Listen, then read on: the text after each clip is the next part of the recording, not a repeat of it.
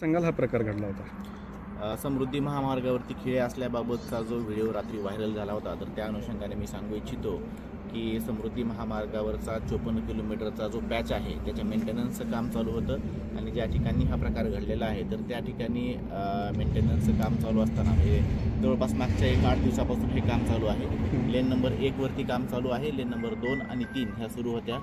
Lane number 1चं काम चालू असताना त्याला प्रॉपर व्यवस्थित बॅरिकेटिंगसुद्धा केलेलं होतं आणि हे काम करत असताना जे इंजेक्टेबल नोझल्स असतात तर ते त्याच्यामध्ये बसून त्याच्यामध्ये केमिकल सोडलं जातं जेणेकरून ब्रिजची स्ट्रेंथनिंग होते, ते काम चालू होतं आणि ते काल सकाळी लावलं होतं आणि म्हणजे आज सकाळी ते काढलं गेलेलं आहे। जवळपास 24 तासाची ही प्रोसिजर आहे।